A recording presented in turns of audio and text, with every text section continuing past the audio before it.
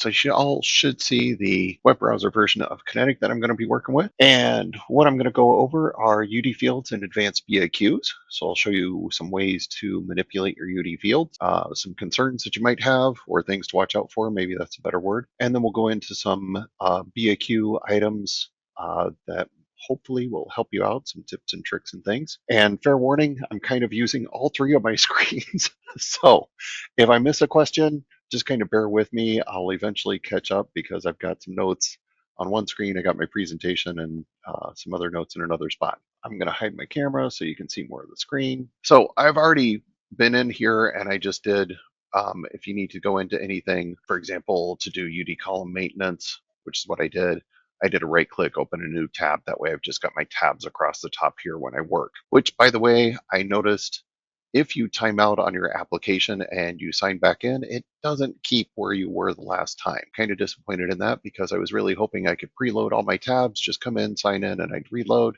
Not so much. I went ahead and I created some fields on order head and order detail for this company I'm doing for another presentation that I've got going on. But what I wanted to show you is when you come into UD column maintenance, you can come into your UD table and then you can just click the little plus up here to add a column. I did that with my Fred UOM here, which is a unit of measure. The important things to note are you've got to get your data type correctly if this is going to link to another data type or another field in the database.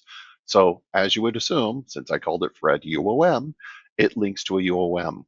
So what I did is I went to the data dictionary, which if you're not familiar with that, you can just look up data dictionary and you can pull up a table.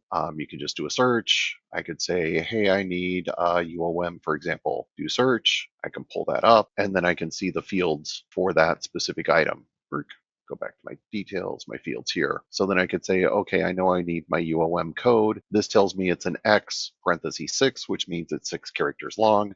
So that's the type that I would want in my UD column. So flipping back over to my UD column here, you'll see I've got a string. It's a format X6. Something to note here is the label. So a lot of people don't use this, which is a pity because this label is your default label when you go to use this item in a BAQ, and that flows through into dashboards and other things.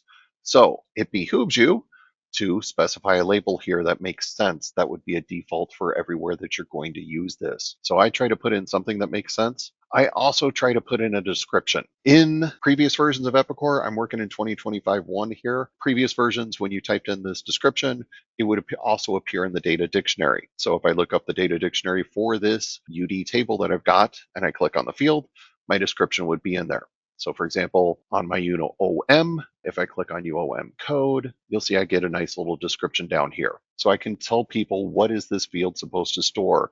If it's only supposed to have certain values, you could put that in there. Anything that you as a developer can provide information to someone else, I would put that in the description. Tragically, at least in this patch that I've got, the data dictionary does not fill in information from your UD tables. I think that's an oversight. It should get fixed. In the classic version, it does work, which is where I come from. So putting this stuff in here is a great help. This information will appear on field level help. So when we get to showing you the screen where I've got these fields, remind me I'll do field level help. You'll see the description in there as well. So it is still a value even though it's not populating data dictionary. I think that's just a temporary bug with Epicor. They'll be getting it fixed. So the other thing I wanted to show you was my fields on my order detail, which by the way, if you've not used to it, they finally changed these things from being little chevrons to looking like buttons. They give you a nice quick navigation so that you can get back to your search. And you can also do filters inside of here if you've got multiple results. So it's a nice, easy way to get back to another table. In this case, my order detail UD. So I added 3 fields. A quantity field, just illustrating quantity. I made it a decimal. I gave it 3 decimal positions and then changed its format, gave it a label. Woohoo! Real important right there, right? Clicked on the wrong thing. I also did a Fred UOM at the detail level. Granted, this is a contrived example. You already have a UOM, you already have a quantity. I'm just trying to show you some things that you can do with the tables, some information that I found out while I was testing things that you might want to take advantage of. So again, this is a string, X6, made it Fred's UOM again, and then my user code, because I'm going to show you how you can use a UD table that links to a user code. Kind of cool. So I looked up, hey, how far or how large can a user code be? So the codes that you're using on a user code, those can be up to 10, and then I just named it Fred's user code. Once you define these fields, you need to go and regenerate your data model. Now, if you're in the cloud, currently you'd have to contact Epicor support, have them regenerate your model. They have said that in the future, you're going to be able to submit the request for that automatically, or submit the request and it should happen automatically. I don't have timing on that, but hopefully that will be there soon because that makes your life a lot easier. If you are on-prem, you would go to your admin console and regenerate your data model. Now, in the past, what you needed to do was you actually had to turn off your task agent, turn off your app pool, regen your data model, turn your app pool back on, turn on the task agent. That would guarantee that there were no issues. So in versions 10, if you're still on 10, that would be the way that I would do that. In the help for 2025 1, they actually said all you need to do is go into the admin console, regen the model, wait for it to be done, and then restart your application pool. You will, in my testing that I was doing, I had to log out and back in to get the updates to the tables to show in my UI. When I'd come back into my tables, if I come back to an order detail UD, you'll see up here it says table in sync, data model in sync. If I didn't log out and back in, I might get something that says data models in sync, but table models or table is not in sync. So if you ever see one or the other not correct, try logging out back in. If they're still out of sync, regen the model again. I actually had to regen my model a couple times for some things that were going on, and then these started showing green, log out back in, and then all my troubles were gone. I could use them on my UD or my UI experience, so I was able to get them there. Just wanted to let you know a couple things that I ran into so that you can do those things and save yourself some time. With your UD fields, so where I've got Fred UOM, Fred quantity, Fred user code, name these something appropriately. For the love of everything, do not name them short char 1, numeric 1, field 27. Nobody's going to know what it is. Give it a real name so that everybody can kind of help themselves when they try to use these things. Ed, what are the consequences and risks of regen and recycle during normal business hours? Just what you would expect. The regen is not going to take you offline necessarily with the new where you regen the data model and then recycle the app pool. Recycling the app pool will temporarily create a hiccup while the application kind of reloads itself. That takes around 30 seconds to a minute to do the recycle. So your users shouldn't notice too much. When they come back in, if they are trying to access a screen that has those new fields on it, they might not see those new fields. They might get an error at that time. So that's the only issue that I've noticed. So if they log out and back in after you do that recycle, typically that'll solve any issues that you've got going on. But by getting it down to just the recycle, you don't have to take people offline. Sometimes that regen takes 5, 15, 30 minutes. And so you would have been taking your system down for that time. Now that you can do the regen in the background, just do the recycle, you can actually only take them down for a little bit of time. Does this mean a low to no risk of data corruption? I can't speak to that. I don't work for Epicor. The previous way of doing it in E10, where you turn the application pool off and did things that way, that was the guaranteed way of no data corruption. Since the new way of regen and recycle is in the help, I'm assuming that means there's low to no risk of data corruption. I haven't run into it enough yet to know whether that would be a problem, Ed. That's the best advice I can give you. And if ever in doubt, make a backup of your database before you do a regen, because then if you do have a problem, restore, you're off and rocking. The other thing I want you to know is set the size of your fields appropriately. Meaning, like I said, if you're going to do a user code, make sure it's 10. If it's a UOM, it's a 6. If you're going to type in long text, don't just do a varchar 8000 because you're like, oh, it's a big enough field I can store anything. Try to get it close to what you would really use, because that will have impact on SQL when it tries to query the data. So if you've got an 8,000 character string space, but you're only using 10 characters, well, SQL is going to try and make plans that can accommodate that 8,000 characters, but you're only using 10. So you're going to end up using a lot more memory and slow things down. Is it going to slow things down significantly? Probably not. You're probably not going to notice it. But by the time you get 100 of those fields in there and everybody's running queries and you're pounding on the system, now it could start having an impact. So try and be judicious about things. All right. What I want to jump into next is I'll show you my user code just so that you know that I didn't monkey this around. I just created a user code called Fred Codes, and then inside of there, I just defined code 1, code 2, code 3, code 4. I'm going to use that in my UI because I'm going to show you how you can actually link a UD field to a user code. That way you don't have to go in and do a whole bunch of tricks. You can actually force your users to choose one from a set of values as opposed to them typing in.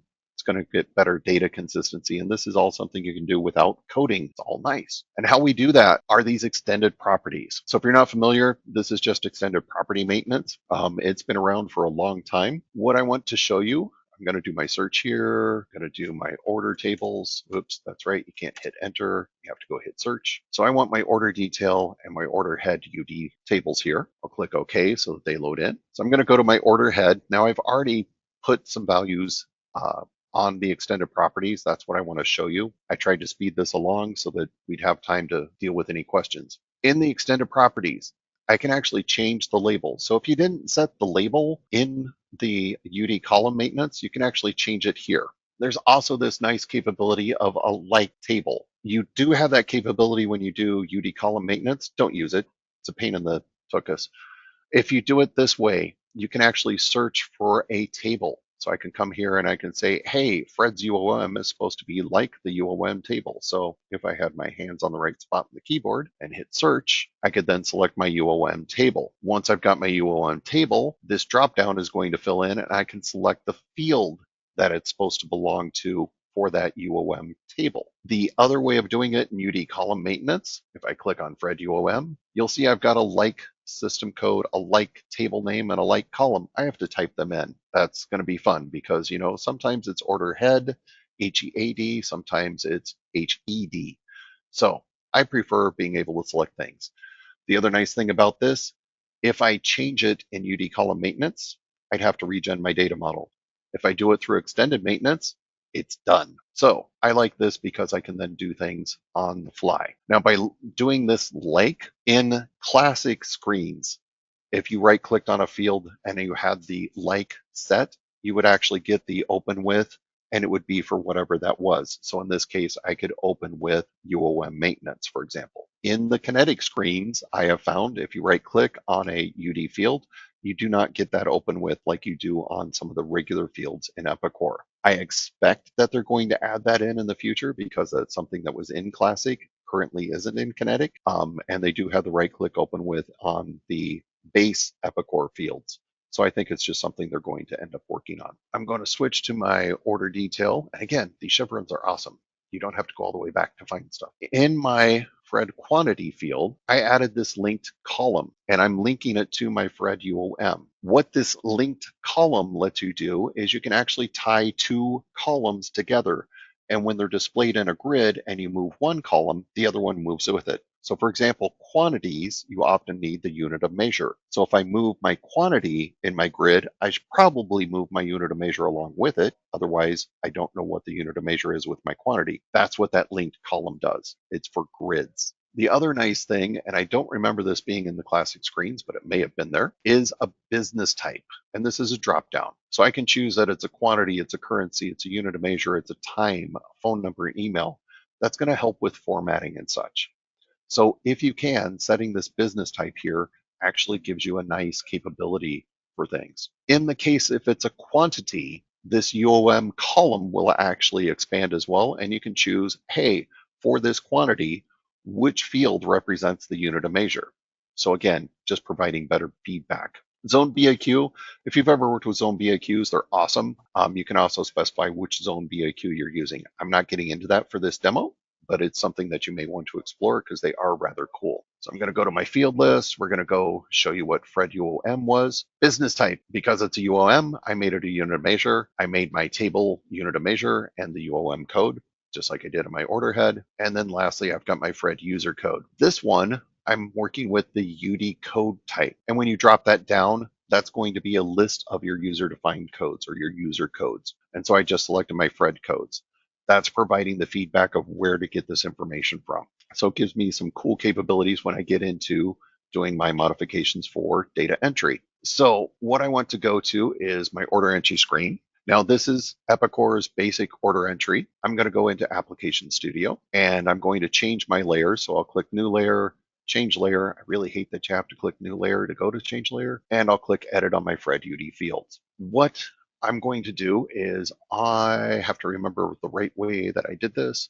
So I think if I remember the right editing on sales order, I'm going to edit that screen, and I'm just going to show you where I added my UOM. Granted, UOM doesn't belong on order header. I'm just showing you how we got it to populate by using those extended properties. Really, I thought I clicked edit. You ever have one of those days where you're like, oh, there we go. Okay, so I just made a little container up here called Fred's field. I dropped in a UOM header. If I come over to my properties on my data, I bound that to my orderhead.fredUOMC. This is really actually kind of nice. I'm going to try this. Watch me screw it up, because you can start typing order HED, hit enter to auto populate dot, and then I can just start typing Fred and then Fred UOMC, hit enter, and it selects that. So very easy to do your data bindings, and you don't have to worry about typing things in and getting them exactly correct, which I love. Now, how did I get this to populate my user codes? Come down to this reusable combo, and in the type, make it a UOM.UOM combo, okay? That's what you end up doing. Set the subtype to default, and I think that is all I set on here. Yes. So that basically wires it up in Epicor to come back and say, oh, that's a UOM.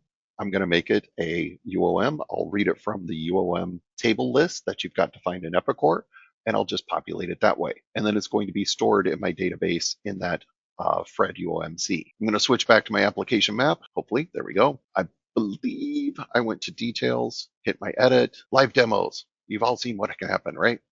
So I again made another container. This is at the detail level. So my first one was at my header.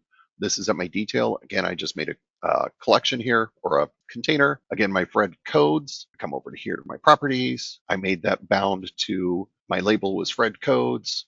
I've got to get my data here so that you can see where it's bound. Order detail, Fred codes under UC. And then that reusable combo, I made the combo type user codes and set the type to default. And then I just come down, and in my filter params, sorry, I'm trying to get it so that it doesn't have that hover over. You tell it code type param equal, and then your code type. In my case, that's Fred codes. So now that's going to pull from the user codes, populate that dropdown. My user can only choose items that are in that list from the user codes. Pretty slick. Now I didn't do a grid, so if I try to move my quantity, my UOM actually stays here.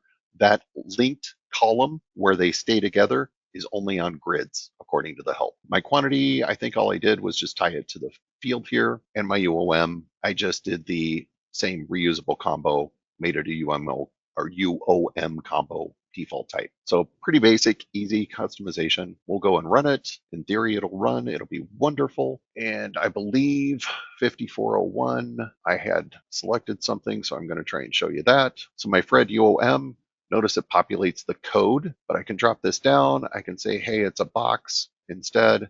I can hit save. That's getting written back to the database. Pretty easy. If I go to my detail lines, I've got my Fred code here. Drop this down. Again, this is coming from those user codes. So pretty much no code. And again, the UOM, I can change that. Save, updates the database. And just to prove it updates the database, we'll switch to a different order. 5408, warning, order as direct releases. Do I want to go back to the order? Yeah, sure. Oh, that took me back to 5401. I didn't want that. Do I want to go back to the order? No, let me go. Now I'm on 5408. Notice this one doesn't have a UOM header. We'll flip back to 5401. I'm just doing the look, nothing up my sleeve. Now it says box. If I go to my line details, I've got my third code, and that's also a box. So pretty slick, easy way to get your UD fields onto forms. Pretty easy to tie them to something else so that people aren't typing in information and then they're typing garbage in, or they mistype something. By doing these drop downs, you can get some quality data into your data or into your database, as opposed to just randomly taking what people are typing in and hoping and praying everybody is typing in the right stuff. Before I jump, what else did I want to tell you? What else did I have open? Extended properties, order entry, sales orders. Okay, I think we are ready for BAQs. So I'm going to close down my preview here and my application studio here so that I've just got base order entry. All right, data dictionary, kind of already took you through that. But like I said, I wanted to show you, if I go to order detail, you'll see even though we have those fields, they're obviously tied to the database. they did not populate in the dictionary. Don't let that freak you out. I did not try the classic view of 2025 one to see if the data dictionary populates there. I just noticed that they weren't populating here. Normally, you would see all the information that you did inside of there. That was the other thing we wanted to try. I did not tie it to a menu though. If I have time, I'll come back and I will show you. Normally in the field help, I'll just quickly do, if you're not familiar with field help, come down to your help here, come down to the help and support center, and then turn on display field level help. And I believe you have to do this form by form, but then you get these nice little hover over question marks. And if you click on them, you get the information. So that description that you typed in on your UD column maintenance and in extended properties would appear here. Technical details, you can find out your field, your key binding, and your database field. Sorry, not key binding, your epi binding and your database field where it's stored in the database. So this can also help you when you go to write BAQs, because at least in my experience, because I am from a development standpoint and not a manufacturing standpoint, I often get requests for things and I have to go to people and go, can you show me where on the screen this data is? Now I know what field you're talking about and I can pull the proper thing in. Even if you know the system, you might want to double check the technical details simply because there are places in the system where things are named similar or different, but they're actually in the same database field. So when you go to do your BAQ, you want to make sure you're hitting the right field. Otherwise, you can end up building incorrect joins, building incorrect data reports, and that's kind of a bad thing. All right, so let's go on to BAQs. And Aaron showed me this wonderful thing where I can click filter here, and I can type filter my query ID for Fred, and look, I get all my Fred queries. Yay, I don't have to scroll through everything. So the first thing I wanted to do was this Fred order head like. Yes, there's really a hidden E here. I didn't mean to type it without the E. I didn't notice that it wasn't doing it. A couple things you want to do when you're doing BAQs.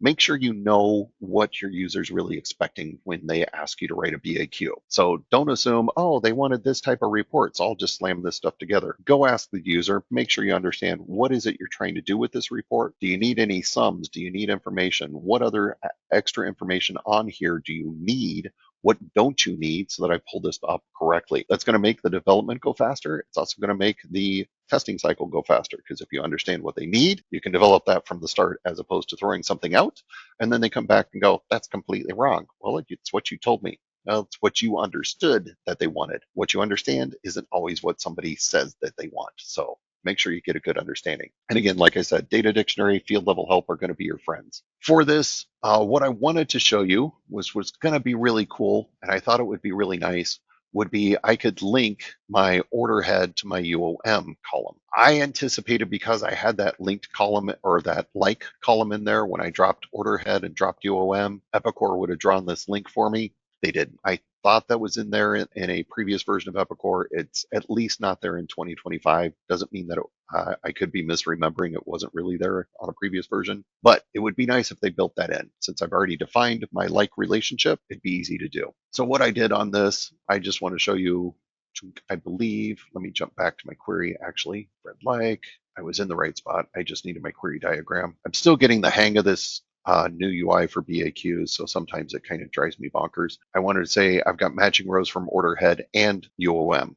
So only my orders where I've filled in my Fred UOM are going to be returned. I'm only going to have like 1 or 2 records. I'm just going to test, or in this case, no records, because incorrect syntax, there's no index for UOM which can be used. What do you mean that? You worked fine for me the other day? Okay, fine. I don't know if I changed that or what. We'll give that a save. We'll give it a go. Test.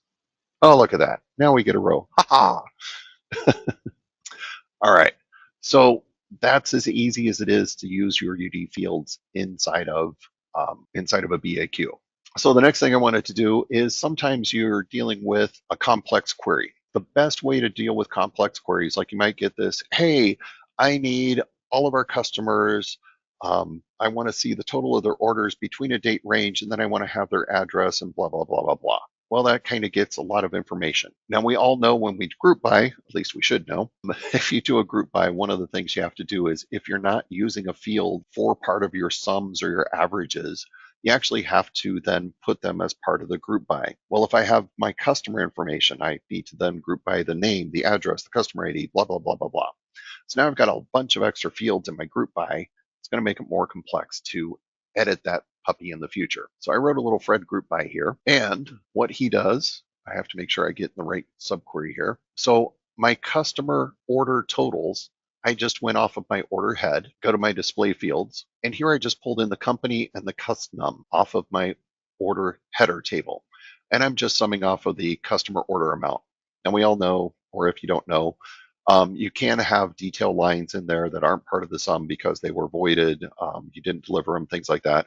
I just went with the easy way out so that I could do this demo. Obviously, we can make this more complex, more accurate, but I wanted to show you all I need to do is group by my order head and my order head company and my order head custom. So I don't have to group by all my other fields that I want to display because I'm then going to join this information to my customer table. So I'll show you that in a second. My customer order is just a simple sum on the order amount. So nothing magical there. If I go into my function, you can see it's just sum order head order AMT. So very easy to work with. I'm going to cancel this because if I make a change, I'll probably screw something up. If I go to my top level table, or my top level query here, I took my customer total subquery, the one that I just showed you, and I joined it to my customer table. And that join is just on company and custom. But now I've got all my fields in my customer table. So here is where I can actually pull in my customer, and it loads quickly. Really, it does. I can put in address 1, 2, city, state, zip,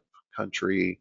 I can put all these things in here, and I didn't have to group them in that first query. I also put a sort on here, I think. I'm sorting by my customer totals descending and my customer name ascending. So now if I run this guy, and I think I forgot to show you, we'll go back. My customer totals, because I did want to show you this. The other thing you want to do where you, try this again, you want to limit things as much as you can as early as you can. So part of this query was I needed orders by a date range. So on my order head table, this is in that customer totals, I did a table criteria on order date where it has to be greater than or equal to a start date, less than or equal to an end date. By limiting it here, I'm pulling just the records from order head that fit that criteria. If I pulled everything back and then tried to limit it while I was doing my sums, I have a whole bunch of data that then I have to filter out in the BAQ and then move forward. So try to limit things early on. Also, in my experience, I found it's much better to do table criteria as much as possible. You do have this subquery criteria that runs after the query that you're on. So after it would have done the sums, I could say, well, then I want to limit this where the order amount is greater than 1,000,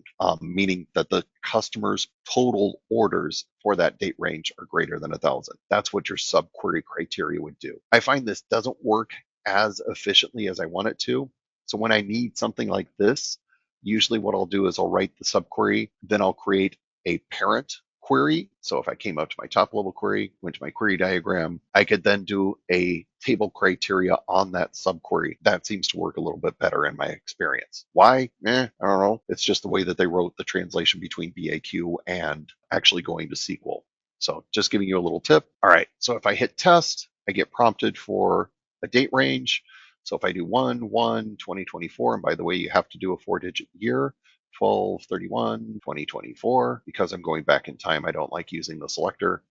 So now I've got customers and their order amounts across time. So I can see, and the reason I'm only getting 15 of these guys is because I didn't take my limiter off that I'm building for. So in this subquery, I didn't intend to show you this. This was going to be the second part of my demo. I can go to subqueries, my customer tool totals, show details. Why no, you're not a top. You should have been showing everything. Okay. I thought I had that limited to a top. Is this matching rows? Okay. So only customers who have placed orders are going to match up. So if you didn't have a order total, you're not coming back in my results. If I change this to all rows from customer and then run this test, now I get some zeros. Ta-da! So depending on how you do your join, make sure, am I supposed to show customers with 0 amounts or not? Okay, what else did I want to show you in this group by? Oh, I also wanted to show you, if I run this again, test, I want to change my dates to 6/1. Okay, I get different values. So I know that my where clause is working. If you're going to do where clauses, if at all possible, use something that's in an index on the table. How do I know it's part of an index? Data dictionary will come back and tell you, hey, these are the indexes on your fields. So that if you can use an index, you're going to get faster results when you do your queries. That's just going to help you make BAQs that return results a little bit quicker. Your users are going to be happier because they've got quicker results. Ta-da! It's all nice. We try to make a happy user experience, right? So the next thing I want to do is I want to take this, and my user said, well, I only want the top 10 people coming back. And I got about 14 results that actually have numbers in here. So I'm going to hope I do this correctly, because the other day I didn't. I thought I lost my query. I'm going to copy this to FZ top demo. I'll hit OK. And notice I'm in FZ top demo. Come back to your main query, because your shared and your all companies aren't checked by default when you do a copy, even though they were on my original query. So I want to make sure that I update those. What I can now do is I can come to my top level. I'm going to go to my subquery properties here. I'm going to go to my top level and show details, and I want to make this a top. And let's say we're going to show the top 10 rows. Hit OK, do our test, and it kept our date range, so I'm going to hit OK there. Now I only get 10 rows back. Awesome! That's what a top does for you. Just gives you the top number of items. If I come in and modify that subquery, show details, let's change it to top 15, hit OK, OK again, test again, still same date range, click OK. Now I get down to here with my top 15, and you'll see I've got one of my 0 numbers in here. There's a cool thing with top. So here's my top 15 following the sort order I did, which remember was order amount descending and then alphabetic by name. Well, there's this concept, hit the wrong overflow, so sorry. Go to my subquery, show details. There's this little cool thing called with ties. And if you're not familiar with what that means, so what SQL is going to do is it's going to literally get you the top 15 records. Well, what if the value in your results? So if I were sorting by the order amount, I have a whole bunch that spent the same $1,000, for example. Do I want to see all of those, or do I not want to see all of those? So that's what the ties does. If I'm showing it with ties, I'm going to include everybody that tied. So I'm going to get at least 15 rows back, but everybody that matches that last row is also going to come back. So I'm going to hit OK, do my test, hit OK. Now, because I also sorted on Ace Brown, that's why I'm not getting them. So I'm going to come over to my top level, change my sort order, take this guy off for my customer name, and then rerun my test, because in the sort order, it would have been both the amount they spent, which was 0, and the customer name of Ace. So since I didn't have a duplicate Ace, that's why I still only got 15. But now you can see I'm getting all my duplicates for the 0, because that's what I'm sorting on, is that order amount. So when you, again, this goes back to talking to your users. When they say, I want the top 10 meaning just 10, or the top 10, and if that last one matches somebody else, do you want it to also match up? So you need to make sure you get the right information from your user, or you're not going to get back what you want. Now, the other thing you can do with this, if I go to my subqueries, go to my top again, you can also do a percent. Now, percent means I'm going to get the top 15%. So if this would normally return 1,000 rows, I'd get 150 rows back. It will always round up because you can't return a partial row. So if I were going to do 15% and I only return 10 rows, I can't return 1.5 rows. It's going to return 2. It always rounds up. So if I do this, 15, hit OK, now I'm just getting 1, 2, 3, 4, 5, 6 rows back. Kind of a cool thing. When you start dealing with top, you can say, I want the top 10% performers, or do I want the truly top 10 rows? What do you want there? The last thing I want to show you is recursion. Do I want to save my changes? Sure, why not? Okay. So to be quite honest, I actually stole this query from Lunch and Learn that was Wednesday or Thursday that Aaron did, your previous presenter. And what it does is it goes through and kind of builds a bomb. It's not completely accurate. We made this simple so that it was easier to understand. But basically what it does is it goes through the part material and then puts the bomb together. So if I run this guy and test, completely forgot where the test was. So here's a list of my part materials. Now this is just a single level deep, but you can see our material sequence in here. Quantity per part kind of shows you something easy. Why did I want to show you this? It's because you do have this capability of doing recursion inside of queries, which gives you the capability of doing something like a bomb. That can be really powerful inside of Epicor. So in this case, we've got our top level query. If I go to my anchor, that's just getting our part materials. And I hard coded what part I wanted to actually work with. This is my finished good, CB 100. From there, I actually end up using a union, and that works with my anchor to get my original part, or my original components, and then I recurse through part material to find the components of those components. So that's why this join is a little bit wonky. As those items get added in, because this is a union, it reruns that part of the query for the recursion. So I'll get the components, then the components of the components, the components of those components, so on and so forth. And then lastly, just for my display, we have our top level query for our output that does our display fields. So pretty easy to work with. That can come in handy if you do have something that relates to something else that you need to add more information in. There is a danger with recursion inside of Epicor. Works really well in SQL. If you're on-prem, awesome little thing. If you're not on-prem or you're stuck using BAQs, then you want to be careful with CTEs. You want to test it with the most information that you can. The reason being is because part of what the Epicor framework does is it analyzes when you run a query, do you have access to these fields? Do you have access to this table? Remember field level security? Haha. So it's coming in and making sure that you should be able to get that data. That's a good thing. But the problem is when it does the recursion, it analyzes that table again. And then when it recurses again, it analyzes that table again. So the more times you spin, or the more times you recurse, so to speak, the more times it has to analyze that table. If you're also doing multiple joins during that recursion, it has to analyze all of those as well. So when you do a bomb, if you do a very, very simple bomb, it can work out really well.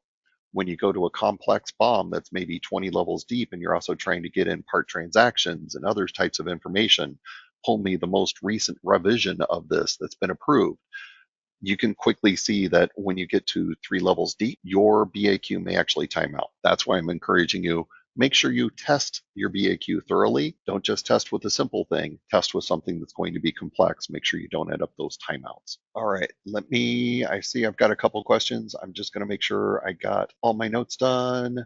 Okay, one other thing I think I wanted to talk about was online help. Online help is also a great place to find information. So where you're using things. I have found, like when I go to extended properties and I was trying to figure out what does this linked column do, if you can't find it quickly on the online help, you can actually, what I ended up doing was going into user-defined codes, and then I would come up here, which made me odd because I'm like, why am I getting user-defined codes for Poland? But that's okay. If you come in and type linked column, so a field on the form that you're trying to do, now you can get information about how do I use linked columns. And I believe that was inside, nope, not there. It was in one of these little pop outs, linked column. So I can get my information that way. So don't sit there and go, oh, online help didn't take me to the right spot. You still have a search up here. Search for that field name and you'll probably get what you're looking for. All right, I've got 2 questions I think here. Can I explain the different types of joins? You got it. If I go, let me go into my union here because I've got an actual join. So they made this much easier. Early on in Epicor, they actually called it left, right, equal join, things like that. This is much easier now because it tells you, do I want the rows that are in both tables, meaning I've got matching rows from both part material recursion and anchor. Items have to exist in both tables in order to get returned with this type of join. Otherwise, I can get all rows from part material recursion, whether they exist in the anchor table or not. Okay, that's the part they don't put in there, but that's what's implied. I can get all rows from anchor, or I can get all rows from both tables. So even if it isn't in the other table, I'll get information back. What happens is if it's not in the other table, you'll get null values for those columns that you put into your BAQ. Doesn't really cause a problem to get null values, but it basically indicates, hey, I didn't have records in anchor. I do have records in part material recursion, for example. So depending on what you're trying to get back, the type of join can affect you. So earlier when I was doing my order head totals, if a customer didn't place an order, they're not going to have a total. So do I want them included in my top 10 or not? Again, go back to the person that's wanting you to write the BAQ and ask them, because maybe they did want the extra customers who didn't place orders. Maybe they don't. But making an assumption can be very bad in that type of situation, because you may be affecting somebody making a business decision just because you didn't understand exactly what they needed.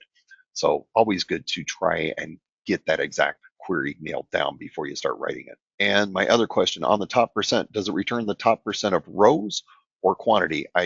Example of 10% of 100 rows. On the top percent, does it return the top percent of rows or quantity? 10% of 100 rows equals 10 rows, or 10% of the sales totals? It would be 10% of the rows that you would have returned. So without the top, if I would have had 100 rows, 10% would be 10 rows. If I would have had 6 rows, 10% would be 0.6, so I'd only return 1 row. Let me know if that doesn't help, Rick, and I can go further detail. And that, I think, takes me to the end